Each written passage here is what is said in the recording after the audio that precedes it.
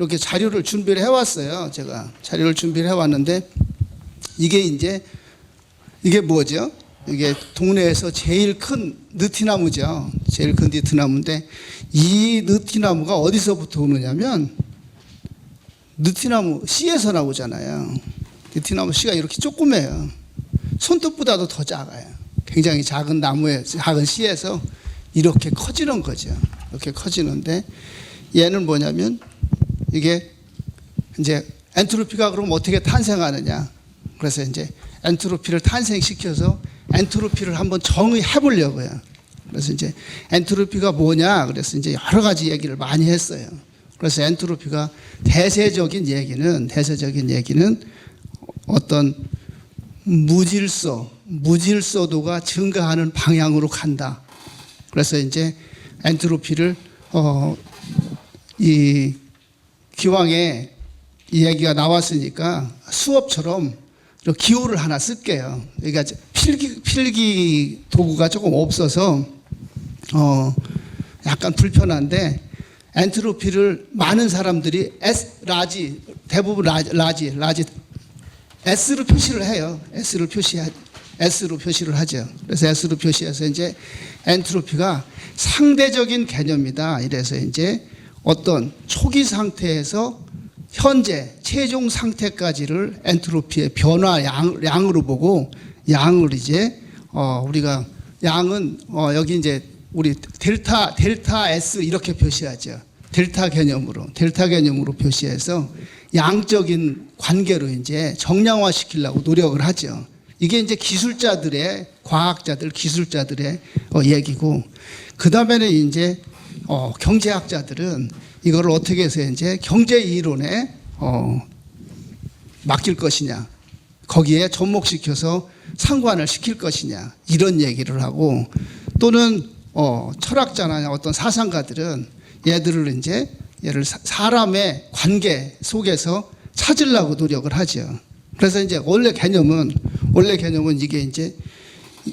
이게 뭐로 보이시나요? 이게 원래 우주의 씨예요. 아까 그 느티나무 씨가 왜 나오느냐면 우주의 씨를 얘기하려고. 그래서 우주의 씨가 이게 지금 콩알만한 거예요. 콩알만한 데서 이제 뭐가 일어나냐면 빅뱅이 일어난 거죠. 137억 년 전에. 137억 년 전에 빅뱅이 일어나서 여기서부터 이제 빛도 탄생하고 물질도 탄생하고 지금 우리가 살고 있는 이 우주도 탄생을 했는데, 지금 우리가 살고 있는 이 우주의 우리 계를 뭐라고 하느냐면 은하계라고 하잖아요. 은하계라고 하는데 이 은하계를 우리가 다 알고 있죠. 은하계는 별이 몇 개가 있다고 추정을 하느냐면 10의 11승계 1000억 개가 있다고 보는 거예요. 1000억 개가 10의 11승계가 있다고 보는데, 그런데 이제 우리가 은하계 말고 다른 계 아는 게 있으시죠? 어렸을 때 둘리 보셨나요? 둘리 한번 요새 보세요. 둘리를 한번 보시면 둘리가 그게 굉장히 잘 쓰여진 책에 있는 영화 같아요. 그림이 어떻든 고길동이 어떻든 뭐 그런 거 상관없이 거기에 보면 뭐가 있냐면 계를 하나 더 추가를 해요. 안드로메다 계가 있죠. 그게 안드로메다 계는 은하계하고 다른 거예요. 그럼 은하계가 우리가 알고 있는 게 지금 은하계가 있고 안드로메다 계가 있는데, 그런 계가 도대체 몇 개가 있을 거냐? 그 계를 우리가 얼마로 추정을 하느냐면 지금 10의 11승계로 추정을 하는 거예요. 그래서 은하계에는 별이 10의 11승계가 있고 그 계가 또 10의 11승계가 있기 때문에 그 10의 22승계의 별이 있다고 추정을 하는 거죠. 그래서 이제 그 중에서 뭐 누가 여자친구한테 하나 따다 준다고 그래서 표시도 안 나는 거예요. 그냥 따줄 수 있으면 따주는 거예요. 따주세요. 그렇게 해서 이제 별이 있다고 보고, 얘들이 이제 137억 년 전에는 어떻게 있었느냐면 이 한 점에 다 모여 있는 거죠. 그래서 지금으로 보면 이게 이제 상상이 안 가는 거죠. 상상이 안 가는 건 간단히 뭐로 보면 되느냐면 이 작은 씨 속으로 이 큰 느티나무를 집어넣는 거하고 똑같아요. 이 느티나무를 이 씨에다 집어넣지 못하는 것처럼 이 우주를 이제 집어넣지 못하는 거예요. 그러면서 이제 얘들이 처음에는 그래서 이 내용을 가지고 많은 사람들이 케이오스 시어리, 카오스 이론 이런 걸 얘기했는데, 그래서 이제 혼돈으로부터 질서가 왔다고 그러는데 일시적인 질서가 있다고 생각을 하는 거죠. 사실은 무질서를 향해서 가는데, 그럼 여기서 이제 엔트로피를 한번 정의를 해보는 거예요. 엔트로피가 도대체 뭐냐? 나가서 엔트로피가 뭐냐고 엔트로피 강의를 들었는데 엔트로피가 뭐냐고 물으면 도대체 뭐라고 대답을 할 겁니까? 그게 이제 현실적인 문제로 떠오르거든요. 그래서 엔트로피를 뭐라고 설명을 하느냐면 무질서도에 증가하는 양.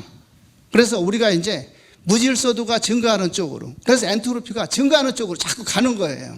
증가하는 쪽으로 가는 거죠. 그래서 이제 인간이 얼핏 지금 이길 수 없는 두 가지가 딱 떠오르는 게 있어요. 두 가지가 뭐를 이길 수 없느냐면, 아무리 힘센 장사, 명약이 있어도 뭐를 못 이기냐면 시간을 못 이기는 거예요. 시간을 이길 수가 없어요. 그리고 하나는 이제 중력을 못 이기는 거죠. 그래서 이제 나이 먹으면 나처럼 이제 40 넘으면 눈가에 주름이 이렇게 밑으로 처지게 돼 있어요. 어쩔 수 없어요. 자연 현상이에요, 이게.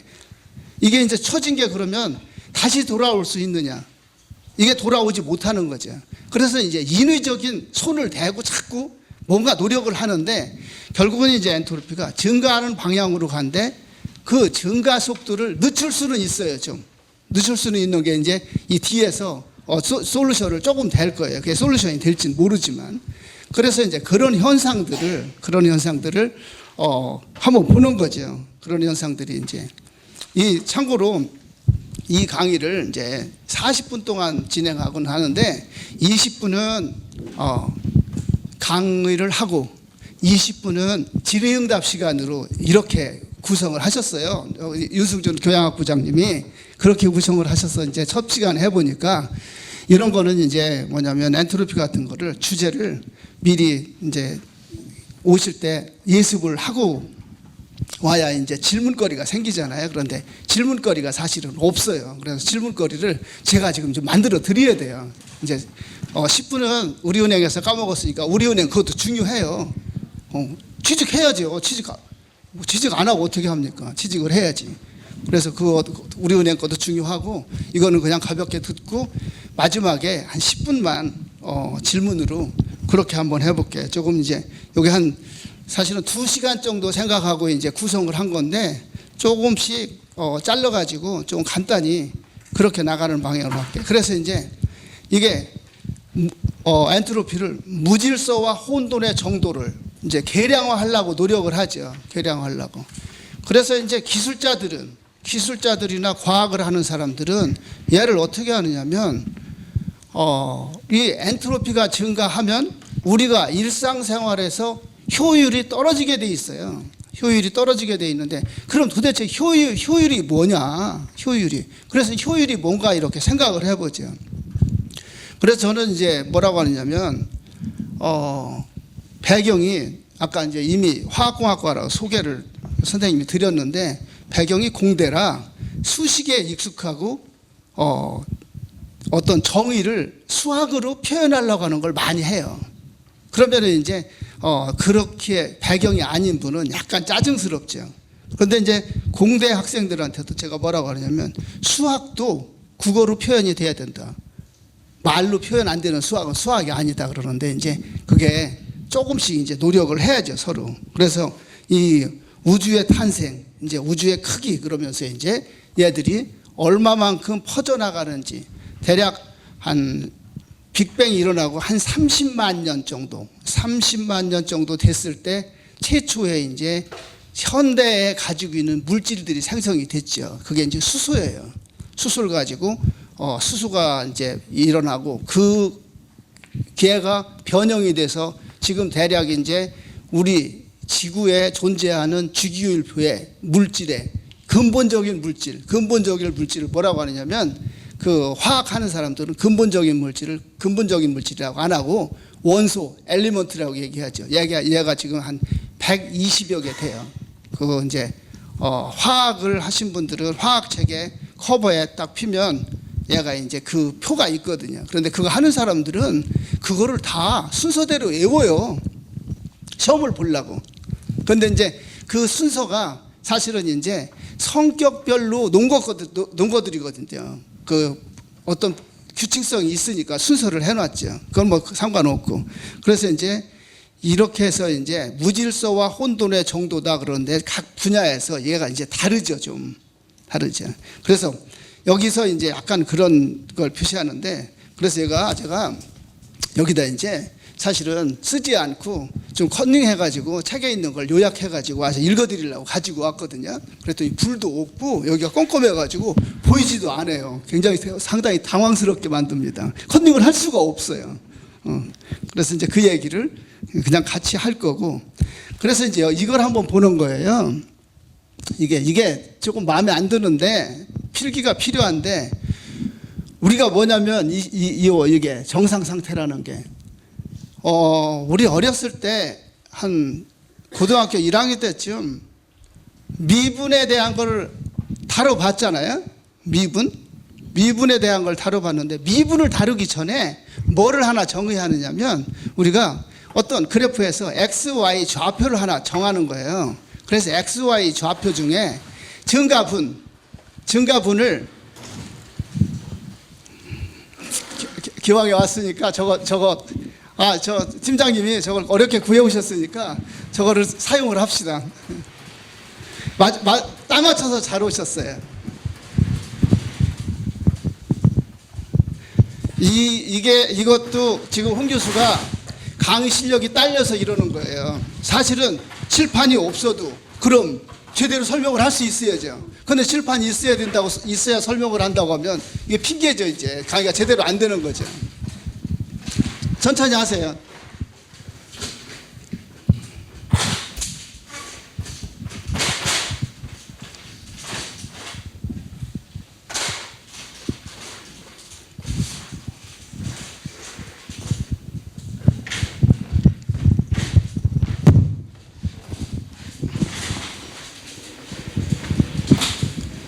진짜 이거 어디까지 가서 구해오신 거예요?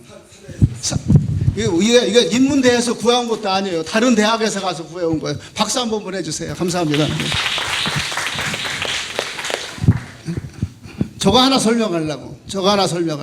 우리가 이제 얘를 어떤 좌표가 있을 때 이런 거를 했었죠. 이런 거를. 그래서 이제 이런 기울기를 델타는 크기 증분이니까 델타 x분의 델타 y로 이렇게 표시했었어요. 델타 y로 표시했었는데 미분을 자꾸 어렵게 가리키니까 그런데 미분이 뭐였었느냐면 저런 증가 이런 델타 x분의 델타 y의 증가량을 이 미소 구간으로 잘라가지고 작게 표시한 거예요. 작게 표시하니까 이거 작은 거를 그러면 더 이상 델타라고 표시하지 말고 그냥 dx분의 dy라고 표시하자. dx분의 dy라고 표시하자. 그래서 이제 이렇게 평평한 직선은 이 기울기가 없으니까 기울기가 기울어지지 않았잖아요. 그럼 기울기가 기울어지지 않은 거는 그냥 이렇게 0으로 쓰는 거예요. 그럼 얘도 이제 dx분의 dy도 이렇게 0으로 쓰는 거죠. 그건 산수에서 나오는 산수책 얘기고, 그럼 현실에서 어떻게 올 거냐? 그럼 현실에서 오면 여기 뒤에 있는 식처럼 어떤 m이라는 특성이 어떤 타임 시간 변화에 따른 어떤 m이라는 특성의 변화를 보자. 이러면 우리 일상생활에 모든 것이 다 들어오거든요. 그거를 이제 0으로 놓으면 이 특성이 m이라는 특성이 시간 변화에 따라서 그대로 유지하는 거예요. 그래서 이제 소위 이제 뭐라고 하느냐면 결심을 하고 나면 초심이잖아요. 초심을 이대로 유지하라. 그러면 초심이 도대체 뭐냐? 그러면 초심이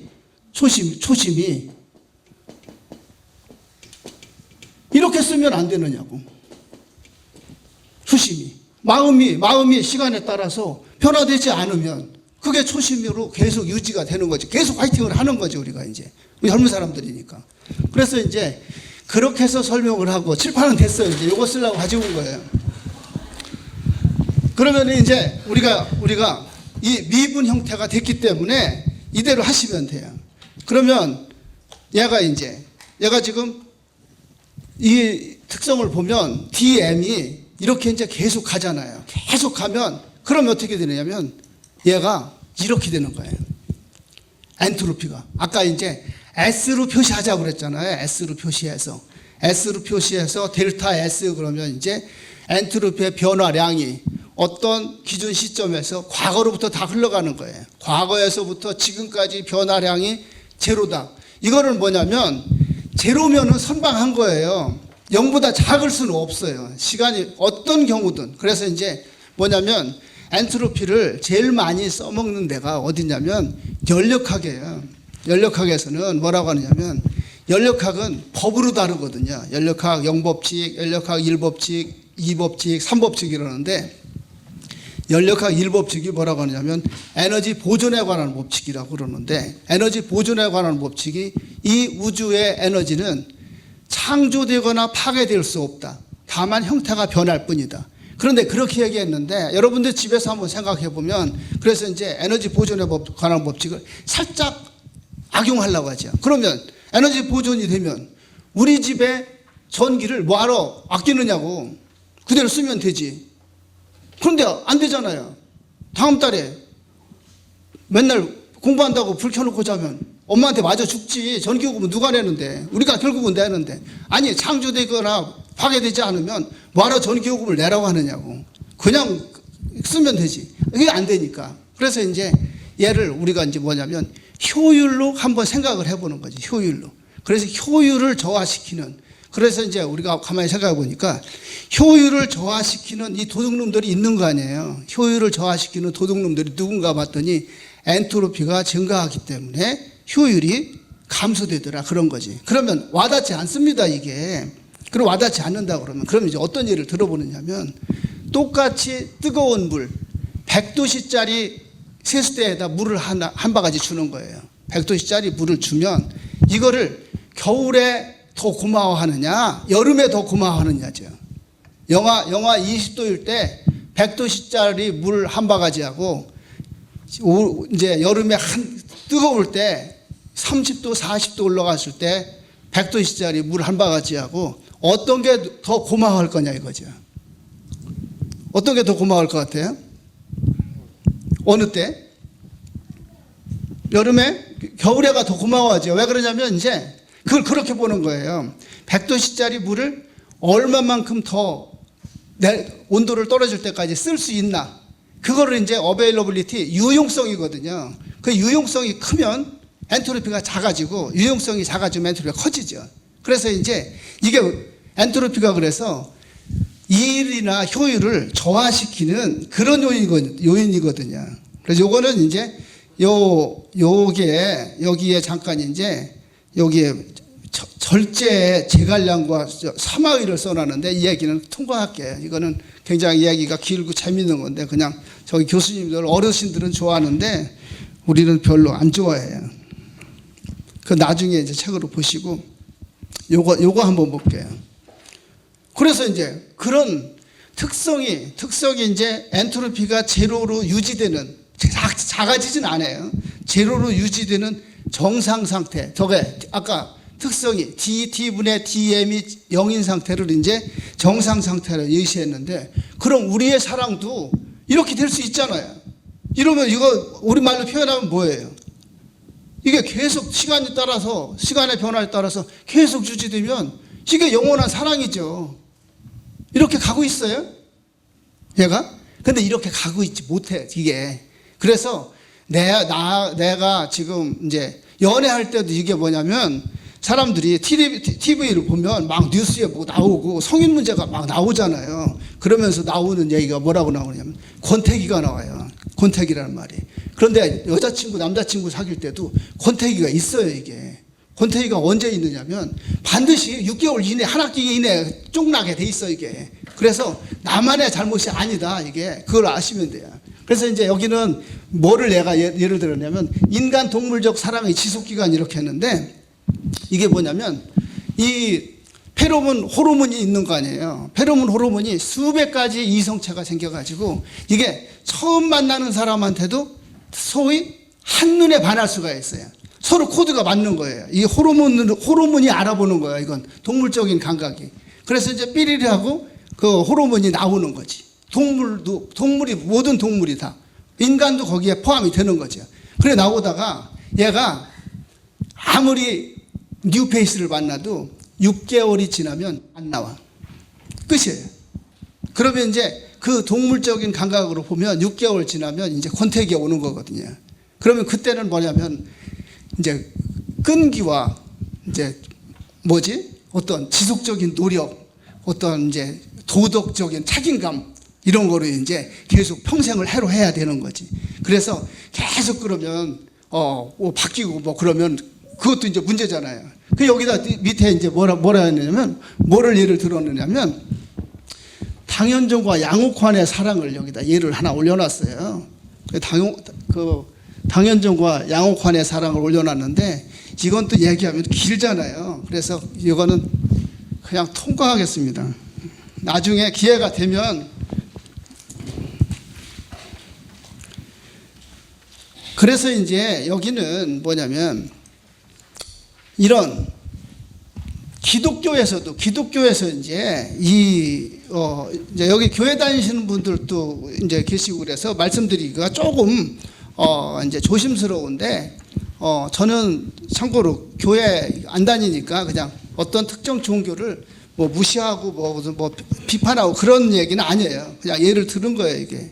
그래서 이제 시간에 따라서 말씀도 이렇게 변함이 없이 이렇게 꾸준히 지속되면 이게 영원한 말씀이기 때문에 이제 그 영원한 말씀 속에서 도대체 그러면 기도는 어떻게 할 것인가 그런 주제를 이제 여기서 한번 꺼내봤죠. 여기에 이제 어떤 종교적인 문제를 기독교에서는 어떻게 다룰 것이냐. 그래서 이제 기도할 때 뭐라고 하느냐면 이제 뭐 교회 다니시는 분들은 다 이제 저보다 잘 하시고 해보신 내용인데 나의 바람을 어떻게 해주시고 뭐 해주십시오. 그리고서 끝에 뭐라고 하느냐면 예수 그리스도의 이름으로 비나이다지. 절대 직거래 안 합니다. 하느님께 직거래하지 못하게 해놨어요. 예수 그리스도를 빌어서 기도를 하지 내가 이름으로 직접 빌지 않게 돼 있어요. 그런데 이제 그것보다도 뭐냐면 결국은 얘가 뭐냐면 간절한 마음으로 기도하는 게 이게 불교에서도 있거든요. 불교에서는 경전에 어떻게 비느냐면 이게 지신기명래 목숨을 다할 때까지 예를 들어서 마음을 바쳐서 비나 이거. 비는 정도가 얘가. 그러면 이게 다를 게 뭐가 있느냐 이거죠. 그래서 이제 결국은 요즘에는 이제 여기 이거를 혹시 한번 참고로 이거 책을 읽어보신 분 계세요? 여기에 보면 그래서 동양 종교라는 게 결국은 불교예요. 그래서 이제 서양에서 동양 종교에 관심을 갖는다 그 얘기가 이제 자주 나오는데 그게 이것 때문에 그러거든요. 이 말씀보다 마음이 아까 마음 심자를 일정하게 유지되면 그렇게 이제 어떤 그게 선 아니냐 얘를 이제 이렇게 해석을 한 거예요, 이분이. 그래서 아까 이거는 연력학 법칙을 이렇게 한 거고. 그래서 결국은 뭐냐면 그런데 이제 이런 불평을 해요. 이 책에서 이제 예를 들은 거예요, 이게. 그리스 사상가 헤시도스가 뭐라고 하냐면 올바른 사람, 착한 사람, 맹세를 잘 지키는 사람은 아무런 혜택도 누리지 못하고 악한 일을 하는 사람과 오만한 사람이 명예를 얻는다. 정의는 폭력에서 나오고 진실은 어디에서도 찾아볼 수 없다. 이게 요즘에 착한 젊은이들이 갖는 불평이죠. 그래서 뭐라고 하냐면 도대체 나의 기도는 언제 이루어지는 거야 이러는데 그래서 기도가 그렇게 빨리 오는 게 아니거든요. 그래서 꾸준히 그냥 바라고 있으면 지금 그런 얘기를 이제 했을라나 모르는데 혹시 요즘에 교과서에도 그 얘기가 나와요. 큰 바위의 얼굴. 안 들어봤어요? 안 들어봤어요? 그게 바뀐 거예요. 교과서가 바뀐 거예요. 그래서 이제 큰 바위의 얼굴이 뭐냐면 너그럽고 어떤 구세주 같은 어떤 성인이 나타나는데 그걸 기다리는데 나중에 보니까 자기가 계속 수련을 하고 보니까 자기 자신이 큰 바위의 얼굴이더라. 그런 거죠. 그래서 기도도 그런 마음으로 이제 해야 되지. 이렇게 나쁜 짓만 하고 다니면서 교회 다니면서 이렇게 은혜 받은 사탄처럼 이렇게 행동하면 안 된다는 거죠. 그래서 이제 요거를 조금 시간이 마무리를 해야 될 것 같아요. 이게 시작하자마자 마무리해야 될 것 같아요. 40분에 놔드려야 되지. 강의가 최악의 강의가 시간을 오버하는 강의예요. 그래서 이제 여기에서 이제 요거를 요약을 하면 그동안에 세계관이 어땠었느냐면 뉴턴의 세계관, 기계론적 세계관이라고 얘기를 해요. 그래서 영원한 물질적 번영, 그리고 많은 게 좋고 큰 게 좋고 비싼 게 좋은 거로 이제 우리가 생각을 해왔는데, 걔들을 유지하기 위해서는 우리가 이제 많은 희생을 해야 돼요. 많은 희생을 해야죠. 그래서 여기 이제 용어가 뭐냐면 편안함의 섬, 편안함. 이 안에 편안함의 섬이 있으면 이 편안함을 위해서 너무 많은 희생을 한 거죠. 그래서 이제 우리가 주의가 파괴되고 엔트로피가 늘어난다. 그럼 도대체 앞으로는 어떻게 해야 얘가 이런 엔트로피적 세계관으로 갈 것이냐. 그래서 보면 이제 이게 유한자원의 보전. 예, 우리한테 잠시 맡겨놓은 건데 그냥 다 고갈시키지 말자. 그리고 이제 결국은 이게 참이라는 게 뭐냐. 참는다. 참자 조금. 자제해 이게. 자제. 그리고 양보. 결국은 양보해야 돼. 그래서 이제 차 가지고 다니는 사람들이 운전 잘해가지고 자기가 싹 끼어드는 것 같지만 뭘 끼어들어요. 뒤에 사람이 브레이크 한번 밟아줘야지. 안 밟아주면 반드시 사고 나게 돼 있어요. 뒤에 사람이 양보한 거예요. 이게 나도 모르게 양보를 받은 거죠. 그 다음에 이제 그러면 겸양, 그리고 사랑도 이게 이제 진정한 사랑, 이런 것들, 그리고 인내, 겸손, 절제. 아까 여기 보니까 뭐냐면 우리 은행에서도 뭐라고 하냐면 협동. 어떤 사람의 인재상이냐 이거지. 요즘에 원하는 인재상이. 혼자만 잘 해가지고는 안 된다 이거지. 같이 어울려서 할 수 있는 그런 사람.